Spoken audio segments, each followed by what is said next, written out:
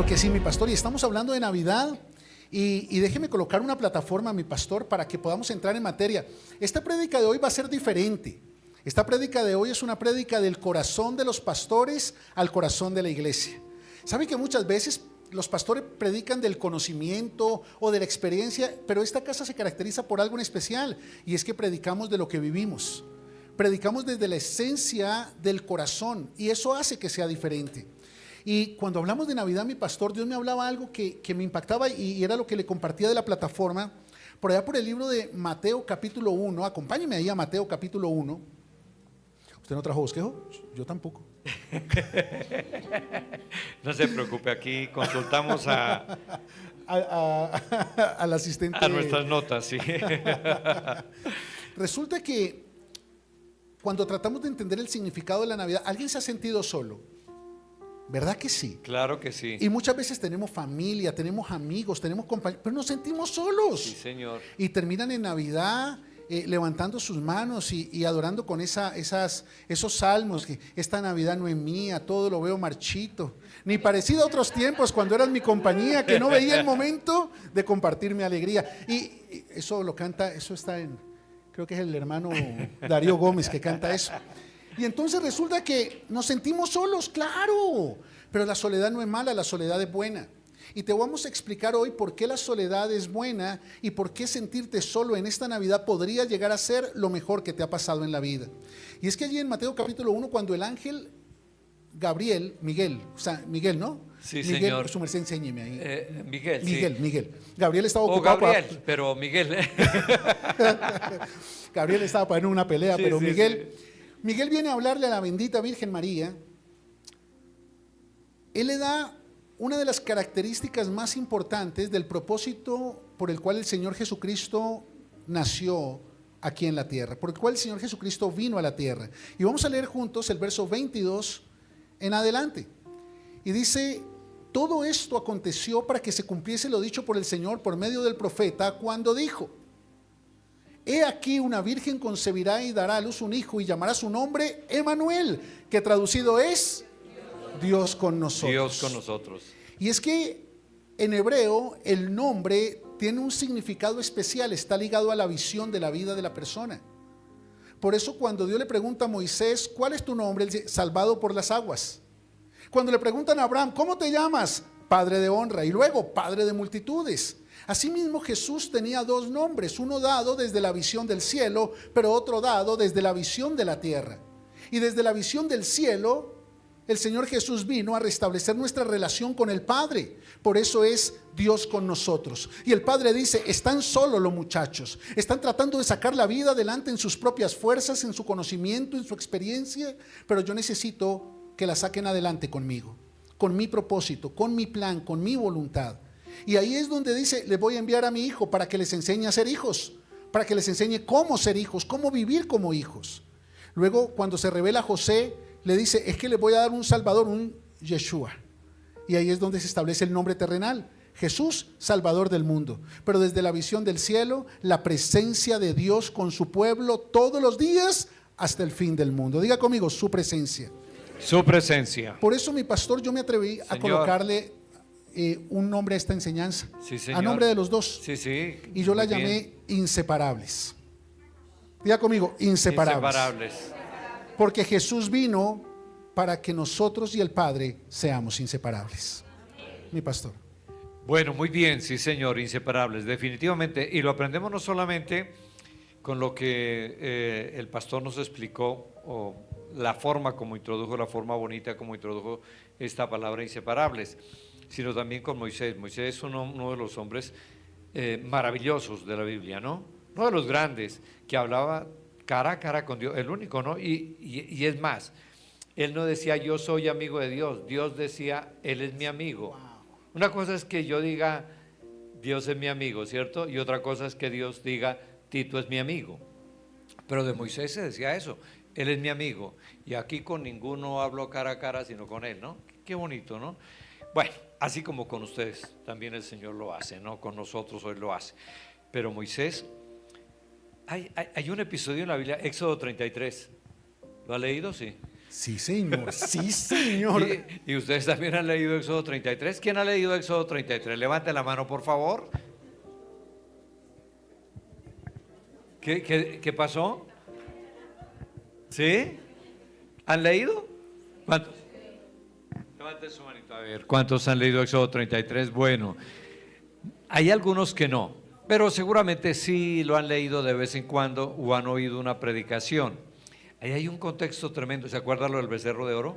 Tremendo, sí, claro. ¿Se acuerdan del becerrito de oro? Ese becerrito de oro es pesado, ese asunto, porque viene a ser como un sustituto de la presencia de Dios. Es el sustituto, ¿no? Total. Y a veces nosotros también colocamos sustitutos, ¿no? Para la presencia de Dios.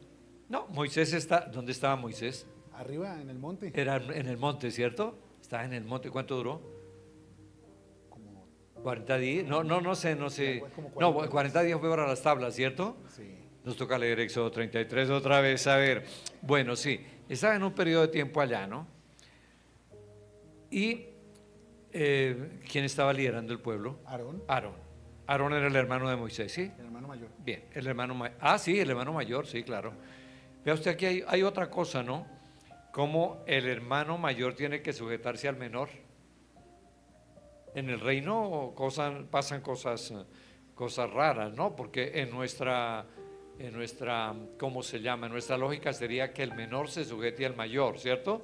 Pero entonces Aarón es el mayor y Moisés tiene que sujetarse. Claro. ¿Y sabe por qué mi pastor aprendí algo muy lindo con base en eso que su merced está mencionando? Porque para Dios la obediencia es más importante que la experiencia. Y no importa cuántos años tú lleves en el cristianismo. Venga que eso voló el cerebro.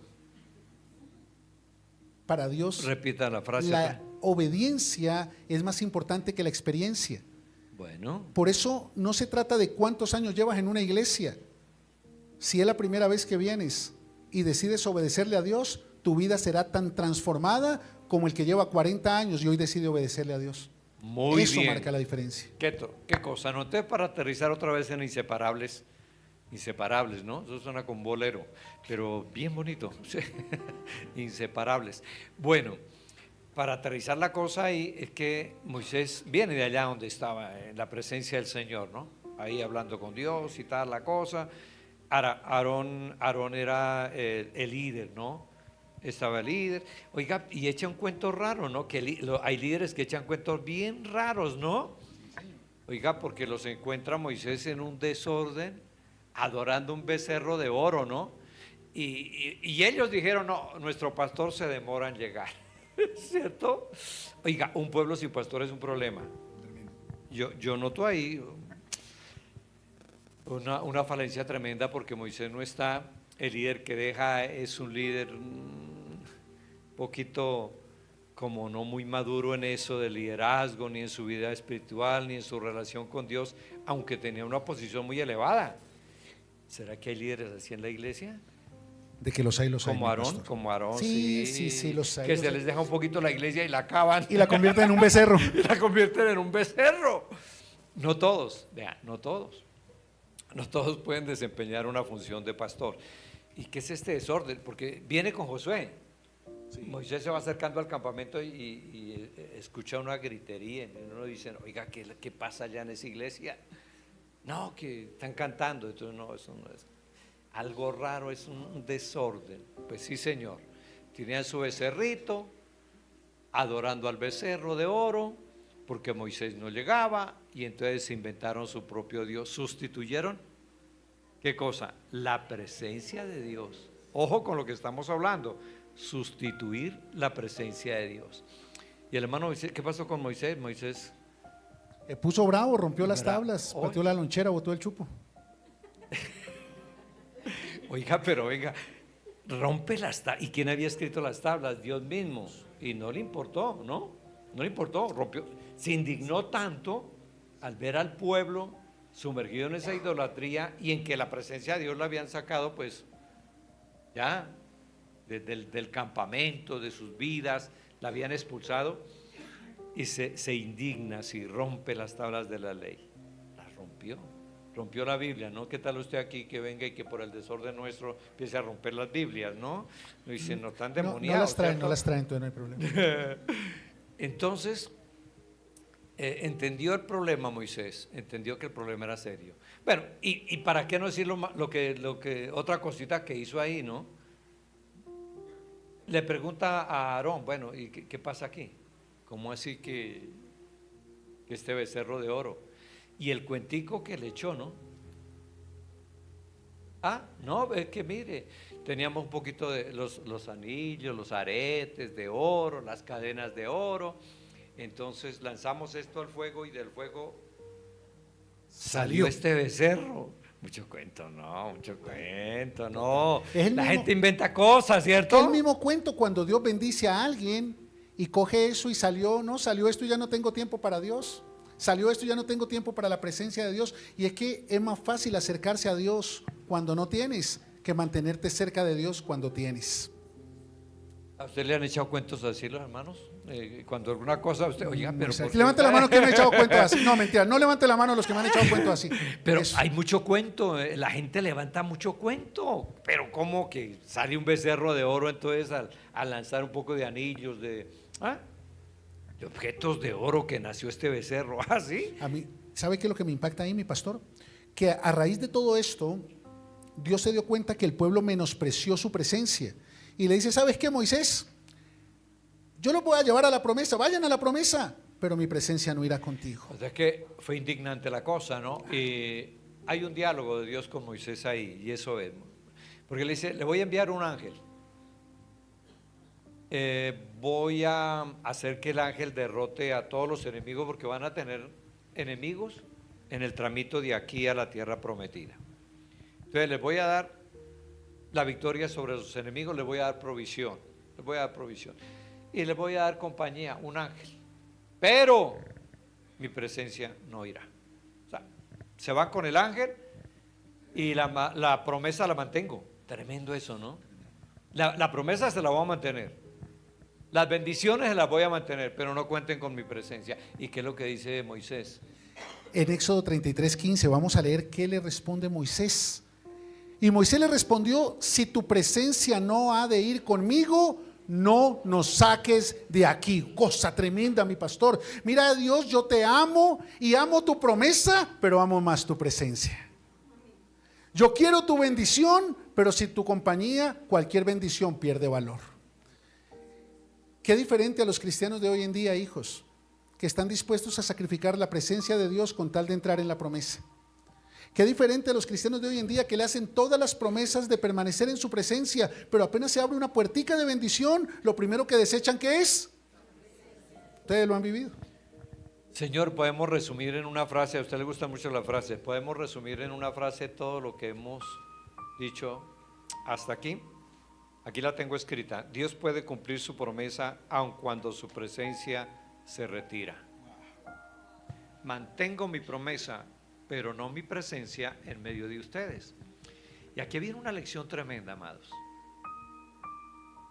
Yo tuve que pedirle perdón. Voy a hacer una confesión, ¿no? Voy a hacer una confesión pública.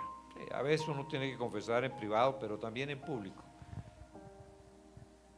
Yo tuve que pedirle perdón al Señor cuando me encontré con Éxodo 33, mi pastor. Le confieso, ¿sí? Y yo llevo 50 años predicando el Evangelio. Bueno, el 22 de diciembre, mañana, cumplo 52 años de haberme bautizado. Me bautizaron un 22 de diciembre, el 22 de diciembre de 1974. Ingresé al seminario bíblico el 17 de febrero de 1975. Recién convertido, entré a estudiar al seminario bíblico, ¿sí? Bueno. Y llevo pues predicando 50 años la palabra, pero al confrontarme con Éxodo 33, mi pastor me dije, oiga, a ver, ¿qué es lo que me ha seguido a mí por muchos años? ¿La promesa o la presencia? Y tuve que reconocer que la presencia era la promesa era mi compañía de noche y de día. porque vivía aferrado a todas las promesas, pero no de manera absoluta y total al dueño de la promesa. Y yo dije, Señor, perdóname. Vivo siguiendo promesas y no siguiendo tu presencia. Y sentí que el Señor ya me perdonó a mí, ¿no? Por poner en primer lugar su promesa y despuesito su presencia. Entonces entendí algo para cerrar esta parte, y ya su merced la complementa, pero me quebranté mucho, lloré mucho. Yo soy un miserable, pero ¿cómo es posible que yo me aferre más a la promesa que a la presencia? Pero admiré a Moisés. Moisés dijo, ¿sabe qué? No quiero tierra prometida, no quiero tierra que fluye leche y miel. No me interesa. ¿Sabe qué? Estaba interesado, pero con esto no quiero tierra prometida, quiero tu presencia. Y prefiero un desierto con tu presencia que una tierra prometida sin tu presencia.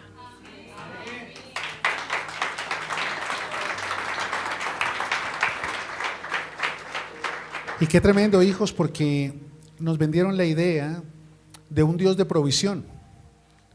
Y no hay mayor maldición que abrazar la provisión, pero desechar al que nos da la visión. Porque provisión sin visión solo produce confusión. Se lo voy a repetir, provisión sin visión solo produce confusión. Y en la promesa, en la tierra prometida, hay provisión, diga conmigo, provisión. Sin embargo, en el caminar en el desierto es donde tú puedes entender la visión. Y la visión es lo que te permite comprender el para qué de la provisión. Diga conmigo, ¿para qué? ¿Para qué? No por qué. No porque sí, sí. ¿Para qué? Porque el por qué siempre va a responder a tu necesidad. Todos buscamos provisión porque hay necesidad. Provisión afectiva, provisión financiera, provisión emocional, provisión familiar. Porque tenemos una necesidad. El problema es que hay un pueblo que va a morir en el desierto porque lo único que busca es la provisión para suplir su necesidad. Pero el mismo Señor Jesús dijo, no solo de pan vivirá el hombre, sino de toda palabra que viene de la boca de Dios. Porque en medio de tu desierto, cuando te falta el pan, es cuando aprendes a valorar la palabra que te da visión. Y la palabra que te da visión no tiene que ver con tu necesidad, tiene que ver con tu propósito.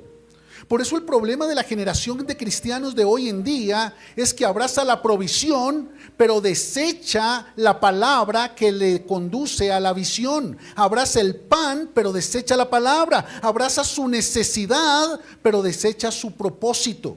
Y lo que Jesús vino a hacer a través de la Navidad fue a romper los esquemas, a deshacer las obras del diablo. Porque hay cosas que son del diablo.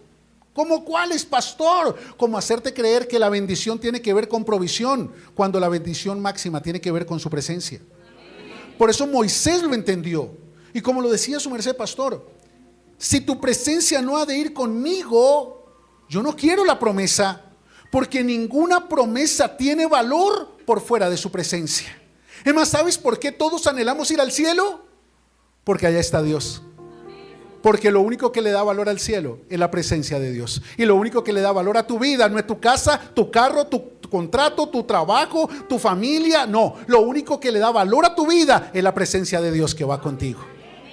Eso es lo que hace la diferencia. Por eso él dijo, y me impacta cuando Dios le dice, está bien, Moisés, mi presencia irá contigo y te daré descanso. Porque si tú no tienes clara la visión de tu vida, la presencia de Dios contigo, puedes tener provisión, pero nunca vas a tener descanso. Por eso hay personas que van para el cielo y van llorando. ¿Cómo la ven? Tremendo, tremendo. Así que yo creo que esta es una mañana para arrepentirnos, porque nosotros muchas veces venimos a la iglesia buscando promesas y no presencia.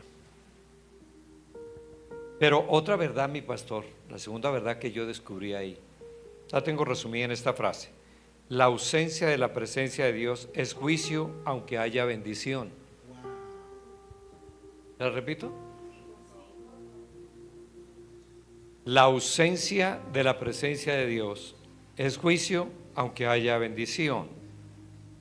Dios declara, pero no subiré en medio de ti, pero no subiré en medio de ti, no sea que te consuma en el camino, porque eres un pueblo de dura cerviz. La retirada de la presencia de Dios no implica pérdida de poder ni de promesa, sino de una respuesta santa, firme a un corazón endurecido, ¿no? Dios permite avanzar, pero sin cercanía, mostrando que su presencia no puede ser tratada con ligereza. Bueno, y aquí rompemos un paradigma. O sea, con esta palabra que el Señor me mostró a mí haciendo este análisis de Éxodo 33, rompí un paradigma, y es que uno cree que el que está en escasez es el que está en disciplina, el que está en castigo. Y Dios me dijo, no necesariamente. No necesariamente. Hay muchos que prosperan y que tienen mucha provisión y muchos recursos y logran, y cada mes, cada semestre y cada año celebran logros, pero están en disciplina, están bajo castigo, pero ellos no se dan cuenta, porque he retirado mi presencia de ellos hace mucho tiempo. Entonces yo dije, Señor, ayúdame, porque yo puedo estar celebrando su provisión, puedo estar celebrando su victoria en mi vida, puedo estar celebrando muchas cosas, lo que decía el pastor ahora, casas, fincas, carros, dinerito, dólares, euros, pesos, ¿cierto? Y como que estar engañado, diciendo, Dios me ama, Dios me quiere, ¿por qué? Mire todo lo que me da, mire cómo me consiente, y se sienten orgullosos y no disciernen que es un castigo, porque todo eso se ha logrado sin su presencia. Moisés dice, no, yo no quiero celebrar ni victorias, ni triunfos, ni provisiones, yo quiero estar seguro que tu presencia está conmigo, y para mí eso es más que suficiente. Y mi pastor, mire esto, mire.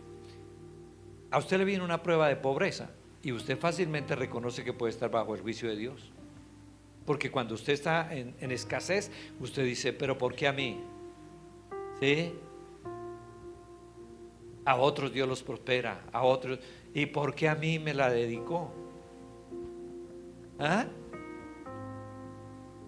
De 8.000 millones de seres humanos que hay, el único fregado soy yo en este mundo. Y es más fácil como que enderezar el rumbo cuando uno está en esa situación de sufrimiento, de dolor, de escasez. Pero cuando uno está, que no lo para nadie, que no hay techo, que va para el cielo, ese es un castigo mayor que la pobreza. Yo sé que usted está pensando, no lo entiendo, pastor, pero es más difícil porque pensemos en el pasaje. Voy a la tierra prometida, no está él, estoy yo es perdido, pero perdido. Disfruto de todas las bondades de la tierra prometida, pero su presencia no está conmigo. Entonces es un castigo mayor. Tremendo, así es, mi pastor. Y es que miren, hijos, muchas veces nosotros venimos a la iglesia, pero fuimos formados por una iglesia corrupta. Fuimos formados por una iglesia de estructura, de intereses humanos, de expectativas de hombres, donde nos enseñaron a llenar edificios buscando su provisión, buscando su bendición, cuando el verdadero propósito de Jesús no fue llenar edificios, fue llenar la vida de personas con una visión. Y si tú no tienes una visión, vas a dar vueltas en un desierto hasta que perezcas. Si tú no tienes una visión, lo malo te parecerá bueno y lo bueno te parecerá malo, porque al que no sabe para dónde va, cualquier bus le sirve. Y cuando tú tienes una visión, el único sentido de tu vida va a ser la provisión, pero nunca vas a tener descanso. Puedes tener mucho, pero vas a disfrutar poco. Pero cuando tienes visión puedes tener poco, pero vas a disfrutar mucho.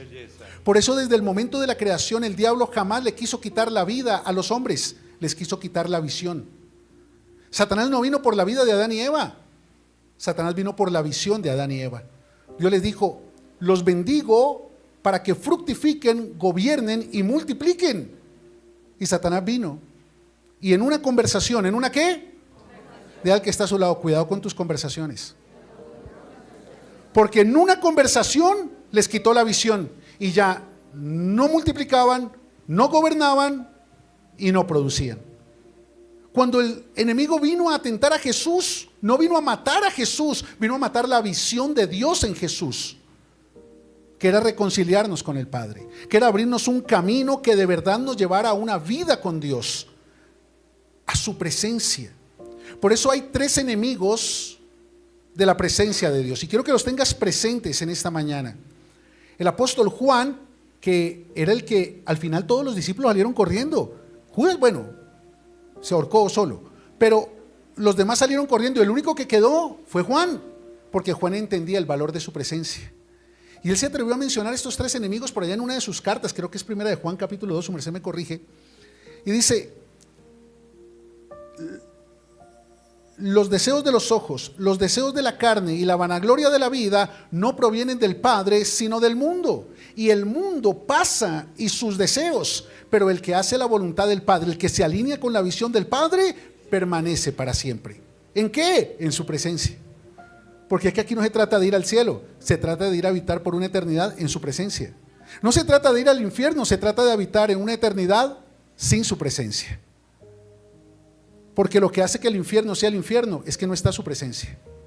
Y hay muchas familias que viven un infierno porque vienen a la iglesia, pueden tener cargos en la iglesia, buen trabajo, buena plata, pero no está su presencia. Hay trabajos que parecen un infierno. Y entonces Juan habla de 3 elementos: los deseos de los ojos, diga conmigo, logros. Los deseos de la carne, diga conmigo, expectativas. Y la vanagloria de la vida, diga conmigo, aprobación. Y mientras tú sigas buscando tu bendición, tu provisión, pero tu prioridad en la vida sean tus logros personales, mientras tu prioridad en la vida sea cumplir tus expectativas, lo que tú quieres sentir, lo que tú quieres experimentar, y mientras la prioridad de tu vida sea la aprobación de las personas que te rodean, tú puedes tener bendición, puedes tener buen trabajo, puedes tener una familia, puedes tener buena casa, pero su presencia no va contigo. Por eso, al final, los logros no permanecen para siempre. Las expectativas que las personas te cumplen hoy, no te las cumplen mañana, porque las expectativas no permanecen para siempre. Y la aprobación de las personas está condicionada a los intereses que ellos tienen en ti. Por tanto, la aprobación de las personas no permanece para siempre. Y tú vives como un mendigo, como un esclavo de las cosas del mundo, cuando podrías experimentar la libertad de la presencia que te lleva a vivir la voluntad del Padre. Eso hace la diferencia. Bueno, ¿cómo la están pasando? La estamos pasando bueno. Sí, ¿estamos aprendiendo?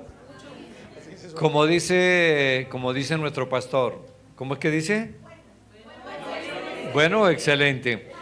Bueno, yo estoy aprendiendo, me está enseñando mucho eso de los ojos, eso de la carne y eso de la vanagloria del mundo. No lo había visto en la manera B. ¿Cómo uno aprende? Uno aprende al venir a la iglesia, ¿no? Oiga, la tercera cosita que aprendí yo de Éxodo 33. La primera cual fue que les conté que me ha enseñado el Señor. Así son. Ay, no vayan a resultar por ahí con su becerrito de oro.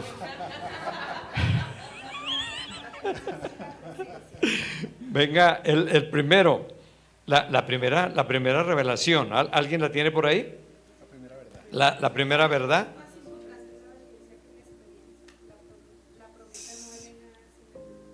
Eso es.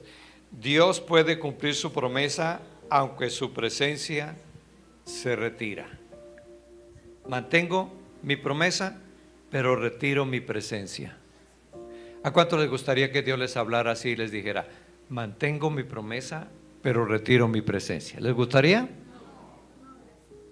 ¿Qué es? Entonces les resumo el primer puntico en eso, la primera verdad. Dios, cuando yo peco, digámoslo así, entonces Dios me dice: ok, yo mantengo mi promesa, pero retiro mi presencia. ¿Usted qué haría? Ah, no, tranquilo, sí, la tierrita prometida está bien. Está bien. No, es pesado eso. Segunda, la segunda, ¿se acuerdan de la segunda? No, pero qué maravilla, ya puedo ir a tomarse un cafecito y regresar más tardecito cuando entremos para los diezmos y ofrendas, pues ya usted sabe lo que... Muy bien, muy bien.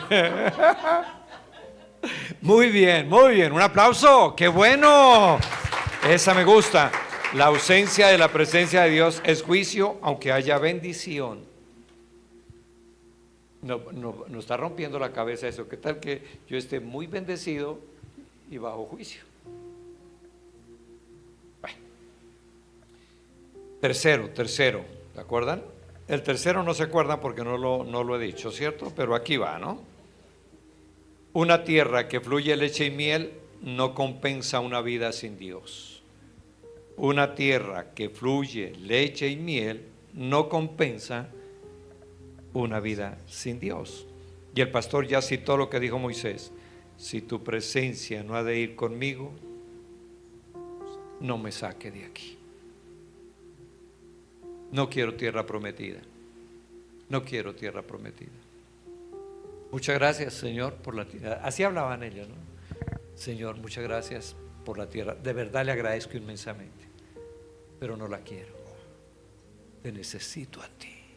Necesito tu presencia. Eso es de grandes, ¿o no?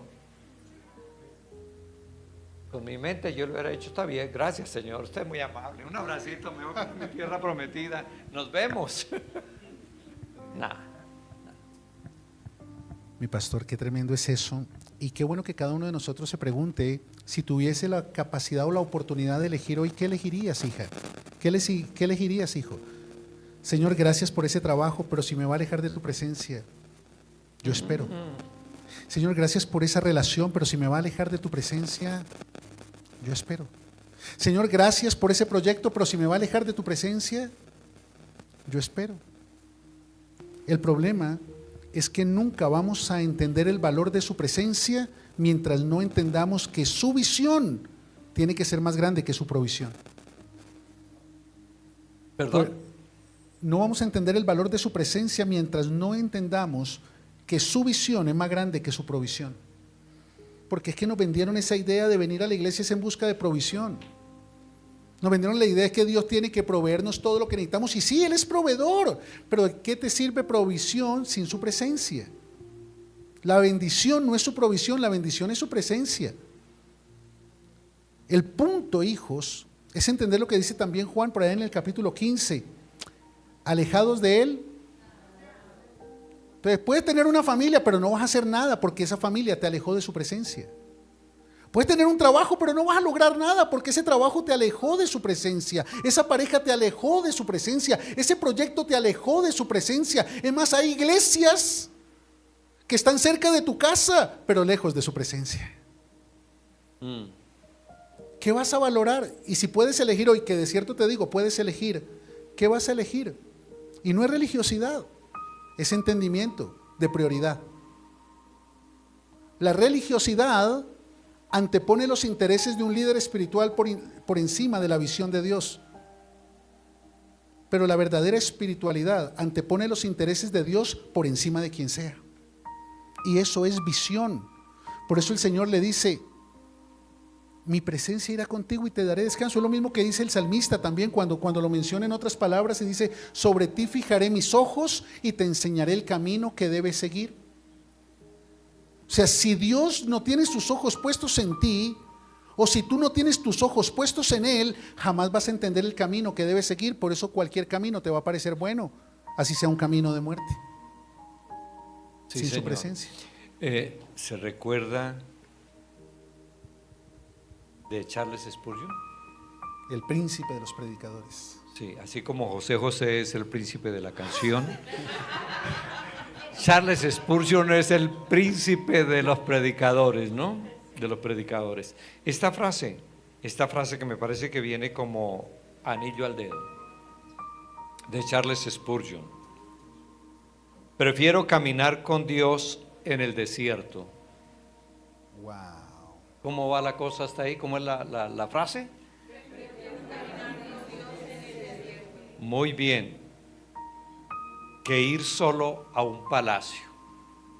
Prefiero caminar con Dios en el desierto que ir solo a un palacio. La presencia de Dios transforma el desierto en propósito, mientras que la abundancia sin Él vacía el alma.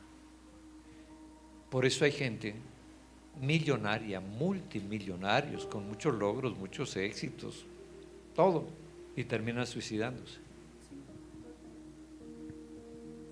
No hay presencia de Dios. Por eso digo que el mayor castigo es bendición sin presencia, prosperidad sin presencia. Una pregunta. A mí ya se me acabó el material, mi pastor. Y usted sí tiene material para hacer una hasta la tarde, pero a mí, como ya se me está acabando el material, el libreto se me agotó. Venga, una pregunta para todos nosotros, una pregunta. Esta pregunta: ¿estoy dispuesto a detener mis planes? Estoy dispuesto, de eso nos hablaba el pastor ahora.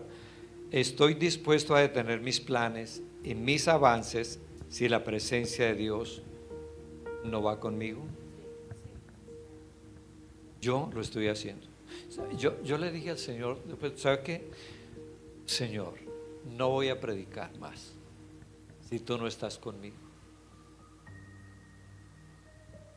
No voy a aceptar invitaciones a seminarios, a conferencias, no, si tú no vas conmigo. Y estoy en esa tónica. No quiero dar un paso si Él no está conmigo. Vamos a empezar un nuevo año, 2026, y yo creo que viene bien esta reflexión. Hay planes, ¿cierto? Tienen proyectos. ¿Y por qué no le hace esa preguntita? ¿Usted va a ir conmigo? Pregúntele si Él lo va a acompañar en ese proyecto, en ese plan, ¿cierto? Pregúntele. Las jovencitas, antes de decir sí a esa propuesta de relación, diga: oiga, Señor, ¿y usted está conmigo en esto? Y bueno, y jovencito también, ¿no? A Jorge le fue bien, ¿cierto? Porque creo que le preguntó al Señor: oiga, ¿con Laurita es? Y Dios le dijo que sí, ¿cierto? ¿Está contento? Laurita casi le dice que no, pero Dios le dijo que sí. Sí, bueno, muy bien. Entonces, mi pastor querido, con todo el amor y con todo el cariño, haga un paréntesis. No es fácil detenerse, ¿no? Pero si usted, si Dios le dice: venga, no estoy ahí, no voy con usted, sea valiente y diga: pues si no va, no voy. Aunque haya millones. Ahora, no, el único no es Moisés. Yo he leído testimonios de gente de Hollywood, si dije bien, porque yo sí, bueno, que han renunciado a contratos millonarios por la presencia de Dios. Daddy Yankee lo dice, ¿cierto? Que a él le han ofrecido, últimamente le ofrecieron un contrato de no sé cuánto, usted que sabe más de ellos que yo. Y él dijo: no. O sea, no es el único. Ahora, pues no nos comparemos con ellos. Aquí el único que se puede comparar con ellos será Horacio, seguramente, pero que ellos renuncian a millones de dólares o a mansiones o a cosas así. Pero nosotros puede ser algo mínimo, ¿cierto? Pero que para nosotros significa pues un sacrificio enorme poder renunciar, ¿cierto?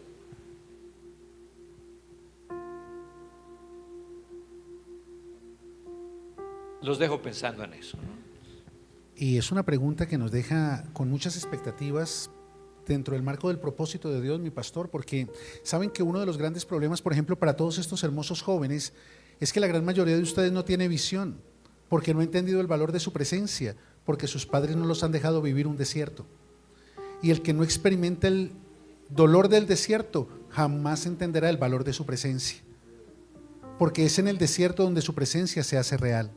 Lo dice David: el Señor es mi pastor, ¿qué me va a faltar? O sea, la provisión está asegurada. Yo por eso no me preocupo. ¿Por qué? Porque yo sé que Él en su provisión me lleva a pastos delicados, a aguas de reposo, a sendas de justicia por amor de su nombre. Pero hay un lugar donde su presencia se hace real, y es que cuando pase por el valle de sombra de muerte, no temeré, porque su presencia irá conmigo. Y hay muchos de estos jovencitos, papitos, que ustedes no les han permitido pasar por un valle de sombra de muerte, y creen que eso es ser buenos papás. Y sí es ser buenos papás, pero recuerda que nuestros hijos tienen que saber lo que es sentir un poquito de frío y un poquito de hambre, porque de otra manera papito y mamita serán su Dios, y papito y mamita los van a apartar de la presencia del único que les puede dar un futuro y una esperanza. Por eso, jóvenes, ya es momento de madurar. Y madurar es comenzar a tener una visión de vida. Una persona madura no se diferencia de una inmadura por la edad. No. Conocemos personas inmaduras de 40, 50, 60, 70 años. Porque la inmadurez o la madurez se diferencia en una sola cosa: la convicción del futuro que quieres vivir. Por eso, cuando tú no tienes la convicción del futuro que quieres vivir, tomas decisiones por impulso, estableces relaciones por impulso. Y ese impulso, esa emoción de hoy te puede costar la bendición de mañana. Pero cuando tú tienes una visión, es cuando aprendes la palabra más poderosa del Evangelio. ¿La quieren conocer? Diga conmigo: no. No. ¿Ah? Claro. Porque cuando tú aprendes a decirle no a lo que le tienes que decir no, es porque estableciste prioridades. Y eso solo significa una cosa: ya tienes una visión. Por tanto, su presencia está contigo, y decir no te puede dar descanso. Cuando tú no puedes decir no y sentir paz, es porque su presencia no está contigo, y quieres por encima de lo que sea ese logro, o esa expectativa, o esa aprobación. Pero recuerda que los que hoy te gritan Hosana, Hosana, mañana te van a gritar crucifíquenlo. Que los que hoy meten el pan contigo en la mesa, mañana te van a dar un beso en la mejilla. Por tanto, el único valor real en nuestra fe es su presencia. Lo único que verdaderamente vale la pena en nuestra vida es su presencia. Y eso no es ser religiosos, es ser entendidos del propósito de la iglesia. Recibirás un hijo y llamarás su nombre Emanuel, que traducido es su presencia. Su presencia. Y lo que su merced preguntaba, pastor, es tan profundo como práctico. ¿Por qué es tan profundo? Porque depende de tu entendimiento. Y si tú vives un cristianismo superficial, jamás irás a la profundidad de lo que te está alejando de su presencia. Y serás un religioso más por el mercado de las iglesias del mundo. Pero cuando tú tienes el entendimiento, vas a poder ser lo suficientemente práctico para decirle no a lo que le tienes que decir no. Porque cuando tú le dices sí a la presencia de Dios, hay muchas cosas a las que les vas a tener que decir no. Y eso complementa, si me lo permite mi pastor, establecer un inicio y un cierre. Jesús vino para restablecer nuestra relación con la presencia del Padre. Pero ¿cómo lo logramos? ¿Cómo lo logramos? ¿Cómo se cumple ese propósito? Lo entendió un hombre que valoró su presencia por encima de su ciudadanía romana, por encima de su investidura farisea judía. ¿Saben cómo se llama? Pablo. Porque Pablo era judío de nacimiento, romano de ciudadanía, fariseo de formación, pero cristiano de corazón. Y Pablo eligió la presencia de Dios a través de Jesucristo por encima de cualquier otra cosa que este mundo le pudiese ofrecer. Por eso él dice: yo todo lo estimo por... O sea, soy capaz de decirle no a lo que le tenga que decir no, porque su presencia es lo más importante para mí. ¿Y sabes cómo lo logró? Segunda de Corintios capítulo 5, versículo 17. En Cristo somos nuevas criaturas. ¿Alguien está en Cristo? Ay, no, es que no, aquí no estoy hablando de religión, estoy hablando de Cristo. No estoy hablando de dogmas, tradiciones o doctrinas, estoy hablando de Cristo. Y si tú estás en Cristo, eres una nueva criatura. ¿Y cómo puedes proyectar lo nuevo de Cristo en tu vida? La manifestación gloriosa de la presencia de Dios en tu vida a través de una sola decisión. Diga conmigo, dejar atrás lo que se tiene que quedar atrás. Entonces, ¿cómo es que soy una nueva criatura? Porque las cosas viejas pasaron. Lo que te alejaba de la presencia de Dios, tus logros personales, tus expectativas emocionales, wow. Tu necesidad de aprobación, y aquí todo es hecho Nuevo. Por tanto, no me digas que tú estás viviendo una verdadera vida en la presencia de Cristo si sigues dando las mismas vueltas en lo viejo que siempre has dado. Por eso es tan práctico. ¿Qué es lo profundo? Entender qué es lo que tiene que quedar atrás. Porque lamentablemente, en la inmadurez los cristianos somos como los niños que desechamos el juguete y jugamos con la caja. Y muchos están jugando con la caja, diga conmigo, provisión. Pero desecharon el regalo, diga conmigo, visión. Por eso no te importa su presencia. No te importa si lo que vives lo agrada o no lo agrada a Él. No te importa si los logros son los que Él espera que tengas o los que tú quieres tener. No te importa si tus expectativas están alineadas con Él o con las personas que te rodean. Porque estás jugando con la caja y no te has dado cuenta. Estás jugando con la caja llamada cristianismo, pero estás desechando el regalo llamado presencia. Y mira lo que dice el verso 18. Y todo esto proviene de Dios. ¿De quién proviene? Dios. Esta palabra viene de la boca de quién? Para alinearte con el plan de quién. Y todo esto proviene de Dios, quien nos reconcilió consigo mismo por Cristo y nos dio el ministerio de la reconciliación. ¿Todo esto para qué? Para que te reconcilies con su presencia y para que ayudes a otros a reconciliarse con su presencia. Que la promesa para que alguien venga a senda de valientes no sea provisión, sea visión. Que la promesa para que alguien venga a senda de valientes no sea casa, carro y beca, sea su presencia en medio de lo que sea que tengan que vivir. Porque lo que hizo que David derrotara a Goliat no tenía nada que ver con la experiencia de David. Por eso cuando David le enfrentó, no le dijo, tú vienes a mí con espada, lanza y jabalina, pero yo voy a ti con mi experiencia, con mi conocimiento, porque derroté un oso, porque derroté un león. No, yo voy a ti en el nombre de Jehová de los ejércitos, porque su presencia va conmigo donde quiera que yo vaya. Eso es lo que tenemos que vivir, hijos. El ministerio de la reconciliación. Y la invitación que queremos hacerte en esta mañana es: reconcíliate con la presencia de Dios. En esta Navidad, ¿cómo tú puedes medir qué tan cercano estás de la presencia de Dios?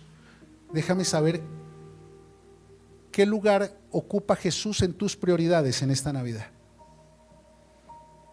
¿Qué estás preparando para decirle cuánto lo amas?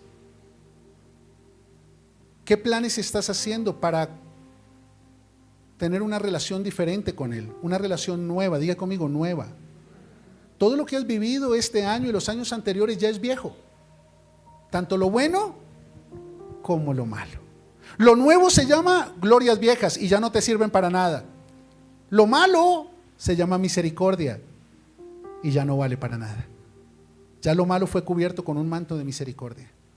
Y si en la nueva temporada alguien te va a recordar lo malo de la temporada anterior, dice la palabra que no lo hace de parte de Dios. Porque a Dios no le interesa tu reputación, a Él le interesa una relación personal contigo. A Él no le interesa tu pasado, los planes de Él son para tu futuro. Pero ninguna iglesia los puede afinar, ninguna religión los puede alinear, ninguna predicación te los puede entregar. Solo su presencia puede hacer posible lo que para nosotros es imposible. Su presencia, del que está a su lado, inseparables. Inseparables.